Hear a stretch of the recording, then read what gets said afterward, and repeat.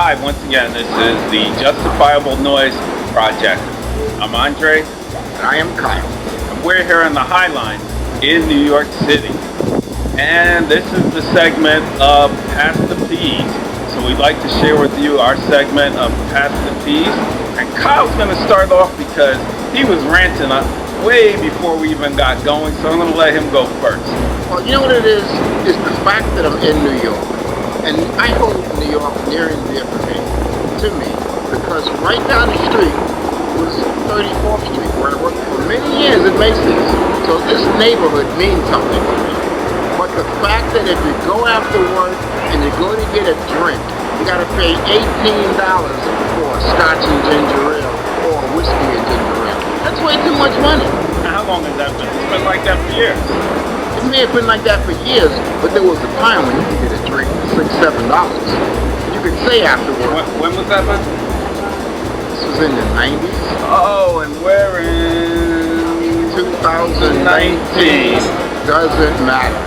It all should be relatable, where I can go after work and get a cold one and not have to spend $20. It's called inflation, my brother. Inflation. Yeah, but my salary hasn't gone up like that. Well, that means you need to negotiate better. Yeah. All right, let me jump in here on my Past the Peas. My Past the Peas actually has to do with a brother by the name of RJ Hampton. He is going to be we'll call him he's not a lone star, but he is going to be part of a trend of young athletes, basketball players that are looking to leave high school versus doing the one and done. The one and done is when they happen to leave college after 1 year. He's going to leave high school and he's going to play overseas in Australia. Now for the year 2021, when he would have been one and done, he was looked upon as a top 3 player in the United States. However, he said, hey, I want to put some money in my pocket, feed my family, and at the same point in time, I don't want to be used by the college system, so I'm going to go in Australia and play. And he's got a sneaker deal. The sneaker deal is for the present time when he's playing overseas, whether he plays or if he doesn't, from what I hear. But just as well, he has bonuses built into that contract if indeed once he has the 1 year in Australia and he decides to come back to the United States and jump into the NBA, so the deal can go up incrementally based on his performance there. Now there have been other players, previously Kobe Bryant is a person that never went to college. LeBron James never went to college. That's right. There are many other players that have done that. One of the key things that I always like to say when you're trying to decide, is that something that's good, that's not?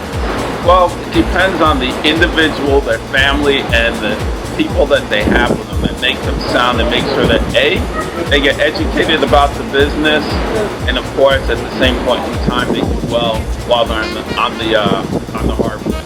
So it's a very hard choice. I like to say I don't think everybody should do it, but I also know that players get exploited. So I looked at that. That was something, some information that came out just yesterday on RJ Hampton, and hopefully he does very well. Do you have another Past the Peas, bro? Yes, I do. Oh my God, go. Here we go. We're right near the West Side Highway. Not on the West Side Highway, but we're above 10th Avenue. I'm looking around at all these nice high-rises that have been built. And that's my second Past the Peas. None of this housing is affordable to the average person.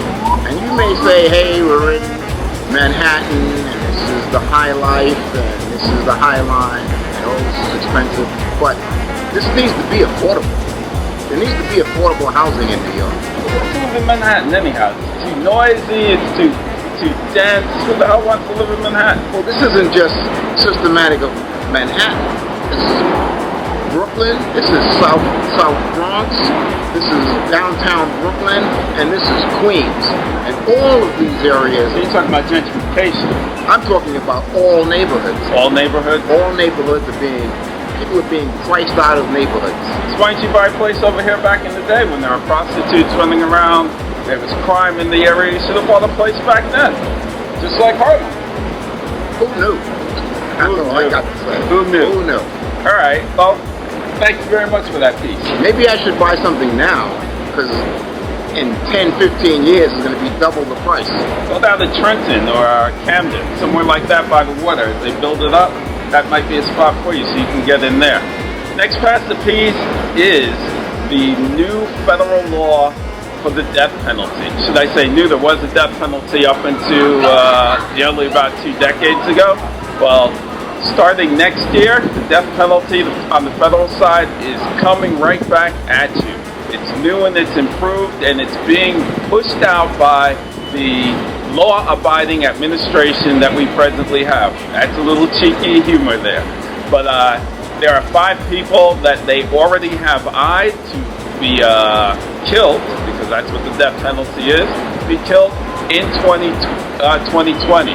There was some breaking news earlier today, though, that Representative Presley from Massachusetts has a bill that she is looking to thwart the federal death penalty.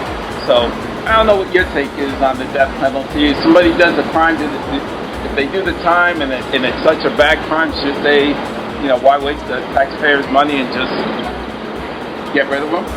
I am totally not in favor of the death penalty. I'm not saying I am, because I'm not saying you are. If I think about the exonerated 5, Trump took out an ad and he wanted them dead. I am totally not in favor of the death penalty. Yeah. If indeed it's clear-cut DNA, there's so much proof that's there, pardon me, I was tongue-tied, then maybe it's something that you have to look at, because some people do some heinous crimes, and maybe paying $30,000, $40,000 a year shouldn't be something that taxpayers want to do. But I would pay it. I still have issues with it. Presently, as far as people of African descent, 42% make up the people that are currently on death row in the federal system. I am totally against the death penalty. Under any circumstances, I am not in favor of it. All right. So I want to do something as we end this piece. I want to read some names. I'll tell you exactly why this is my past the piece, but I want to read the names first. The first name is Dana Martin. The next name is Jazeline Ware. Pardon the noise, we are live. The next name is Ashante Cameron. Claire Legato. Michelle Tamika Washington. Harris Cameron. Chanel Lindsay. Chanel Skurlock. Zoe Spears. Pardon me. They make up the people that have been killed. They make up, in 2019, the 12 transgender people that have been shot, killed in some type of violent means. You don't get a lot of press on it, and I figure, hey, if we're going to talk about everything, this is something, nobody should be killed because of who they want to be. It's hard enough, I think, if you're gay, bi, transgender, to live in any country, or just, a person. I think just to come out and then live your life, I don't think anybody should actually then decide to kill them for the way that somebody has chosen to live their life. So that's my past the piece. And the category today is violence. Violence. Yeah, strangely enough, except for basketball, violence. So that's our past the piece. This is the Justifiable Noise Project. I'm Kyle.